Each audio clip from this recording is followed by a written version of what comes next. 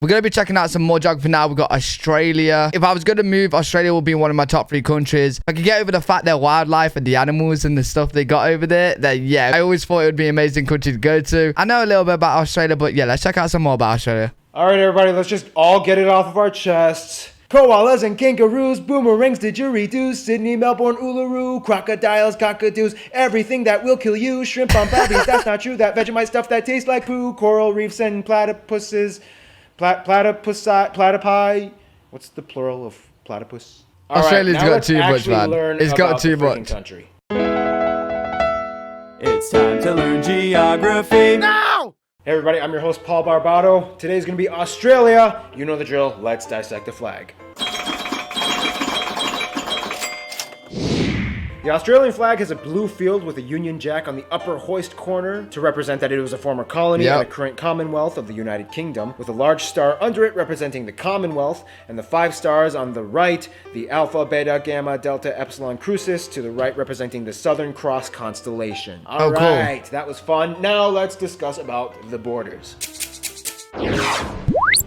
Now, obviously, as an island nation, or rather large one, but yeah, isn't like the population for Australia all on the outskirts, and the middle of Australia is just, yeah, there's just no one there. Australia doesn't have any borders with any other nations, but that doesn't mean that Australia doesn't have some rather intriguing parameters. The country divides itself up in a rather intriguing way. Like the US, Australia has states, not provinces. There is a difference. 6 of them, and each one kind of has their own little flair and quirks, like Tasmania, known for being crazy. Where things get a little interesting, though, are the territories. Australia has 3 domestic internal territories and 6 overseas territories. Technically 7 if you include the Australian Antarctic territory, even though the Antarctic Treaty kind of bans anybody from claiming Antarctic soil as their own, which we will find out in future episodes that a lot of countries do a wonderful job at ignoring. The 3 internal territories are Northern Territory, Capital Territory, which is basically just the capital city of Canberra and some extra space around it, and the confusing little tyke Jervis Bay Territory. Jervis Bay was bought and developed to give the inland capital Canberra access to the sea, and eventually Jervis Bay split from the capital. However, hold on, why the fuck does this not look like a hawk to you guys? Like you got the beak, you got the eye, you got the long neck that it has, bro. It's looking like a hawk to me. I don't know capital why. Canberra access to the I sea. see it. I can't see Eventually, it. Jervis Bay split from the capital. However, it's still counted as part of the capital in elections. It's a little confusing, even though it really doesn't have much going for it, except for a small navy base and beaches that it kind of took from other neighboring towns. The most dramatic border area, though, would have to be the middle of Australia. For years, this slab of land didn't exactly quite know how to distinguish itself and has gone through 4 transitions in the past century. First, it was all South Australia, which didn't quite make sense because parts of it touched the northern parts of Australia, so it split into 2, 1 state and 1 territory. Cool. And for 4 years, it became South Australia and 2 territories, the new one being called Central Australian Territory, and finally changed its mind and went back to being Northern Territory. Central Australia is kind of like your girlfriend at a restaurant. What do you want? What do you want? It's not that simple! Finally, we reach the overseas territories. Although Australia has over 8,000 islands under its sovereignty, 6 of these islands operate as distinct territories, some of which sustain themselves with permanent populations. They are Ashmore and Cartier, the Cocos or Keeling. You know when we watch these videos, right? And they're like, yo, this place has 7,000 islands. This place has 8,000. Are they counting like tiny ass rocks in the sea? Because Kings Islands, where the hell Coral is Sea 8,000 Islands, islands? the Heard and McDonald Islands, and the popular holiday spot, Norfolk Island, and the pleasant Christmas Island that gets attacked by huge coconut crabs every year. Yeah, finally, Australia is home to arguably the most micronations in the world. Places like the Principality of Wye, Rainbow Creek, the Empire of Atlantium, and more. These nations were developed by either small groups of people or a single person because they were doing things like protesting taxes and wanted to claim autonomy, or they were just kind of bored and decided to amuse themselves. But still, hey, they tried. All right, now let's talk about the landscape, shall we?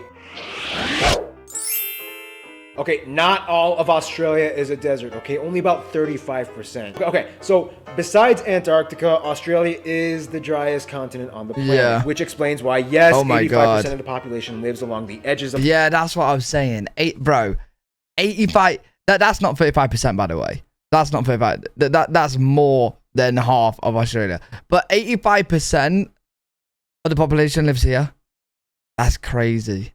That's actually mad, isn't it? I wonder, like, you know, like let's say someone in Australia is here. If they wanted to get to this, like, city over here, or state or whatever, would they have to travel all the way around here? Or is there any way to like go through? I suppose they would fly, right? Like Australia's that big, they'll just fly. Of the country within 50 kilometers of the coast. Nonetheless, a lot of places, specifically around the coasts, actually but if they were to drive, would they have to be that way? Landscapes. By the north, you find tropical zones and wetlands and rainforests. Cool. By the far edges on the east and west, you can find subtropical zones with lighter forests and plains. A little bit inland, close to the interior, you find grasslands and flat stretches of semi-arid terrain. In the southeast by Sydney, you find temperate, cooler, arid land with semi-tropical, yet slightly dry areas with an abundance of trees and plants. Then, of course, you have Tasmania, which is on a completely different level of green. Then we reach the deep interior where we hit the Great Deserts like the Great Victoria and the Great Sandy Deserts. This area is famously known as the Outback. The Outback is essentially the area of Australia with long open stretches of red and orange desert that lays out beyond the horizon with few sparse populations of people that can be found anywhere. It has a dry, rocky, rugged terrain that everybody assumes is teeming with a variety of poisonous insects and reptiles, and, well, I mean, it kind of is, but still, there's more to it than just that. Oh, and don't forget Lake Hillier, that strange... Oh, you know what? You guys are so lucky. My camera is covering the photo, but it was some horrible spider. Wait, is there any more showing top right? I think I might have to move my camera. Yeah, let me oh no, let's not do that. Let's just move my camera here.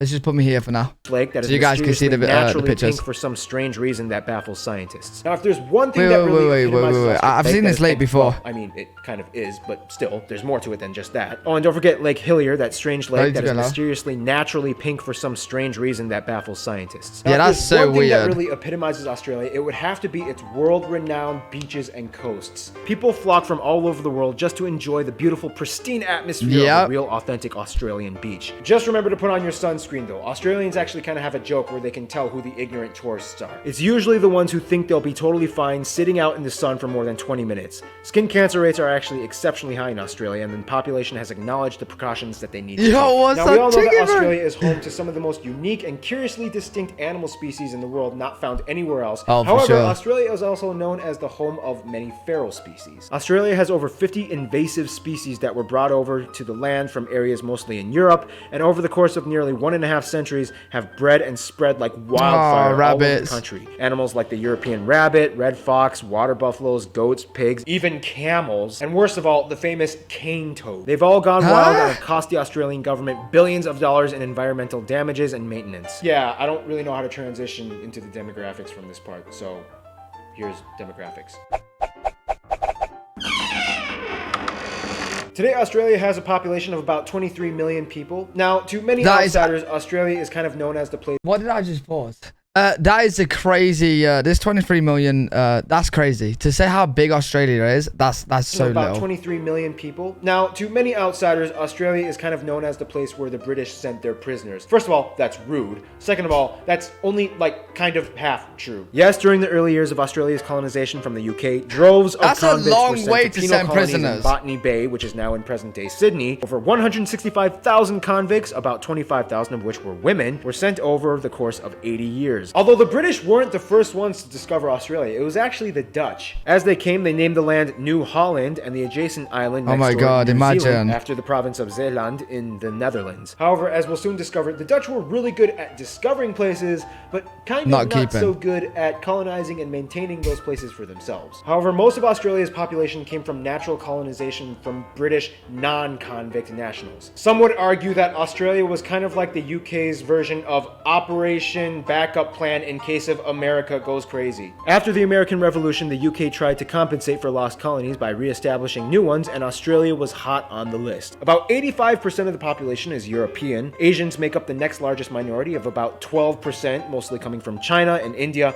and other Southeast Asian countries like Vietnam and the Philippines. And by the way, yes, Australia does have black people, not many, but before the Federation began, Africans, mostly from sub-Saharan countries like South Africa, Mauritius, Zimbabwe, and Sudan, have historically resided in Australia. It wasn't until the 60s when African assistance programs allowed many Africans to study and eventually move to Australia. Today, they make up about 1% of the population. One demographic of people that commonly gets overlooked, though, would have to be the native Australians, commonly known as the Aborigines. I wonder what, I would like to see, like, because this video is 8 years old, I'd like to see, like, what the stats now. Which make up about 3% of the population. Aborigines are a very unique and distinct people group that come from hundreds of different tribes, each with their own language and dialect, spread throughout the north, south, and central regions. Today, Today, Aboriginal rights are a huge hot-button topic in Australian legislation, and about 22% of the land of Northern Australia is Aboriginal-owned. In 2013, Aboriginal groups actually banded together and decided to kind of make their own little state called the Murruwarri Republic, independent from Australia. The Australian government, though, doesn't really recognize this claim and just kind of brushes it off with a as long as you don't cause a civil war attitude. Well, as you can see, a lot of people have come to live in Australia, but now let's see how Australia interacts with the rest of the world.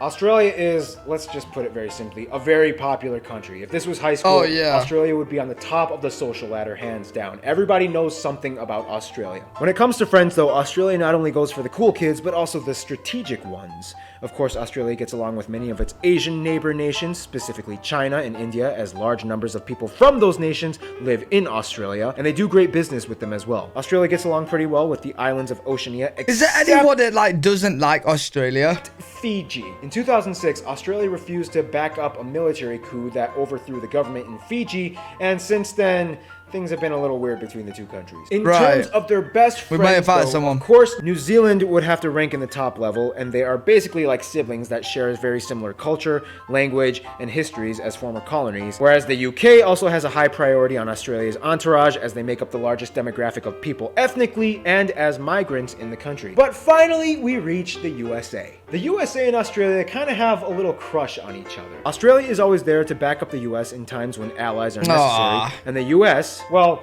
I mean, we Americans, we just love Australians. We love their accents, we love their culture, we love their accents, we love their spunky Australian attitude, and we love their sexy, sexy accents. Almost any Australian that comes to the US is immediately loved and welcome, even if they are slightly sociopathic. One sentence with that accent and we are smitten. We love you, Australia. In conclusion, Australia is just, everybody loves Australia. That's what I'm saying. Stay tuned. Austria is coming up next. That's what I'm saying. There's actually anyone that doesn't like Australia, but no, Australia is a really good country. It's one of my top 3 that I want to move to, other than the fact of their fucking wildlife. I don't know how I'd cope, like if a snake, spider, or whatever came running at me. But yeah, really good video, really interesting. Let me know what you guys think in the comment section below. If you guys enjoy, make sure to leave a thumbs up. Make sure you guys subscribe, and I'll see you all in the next video.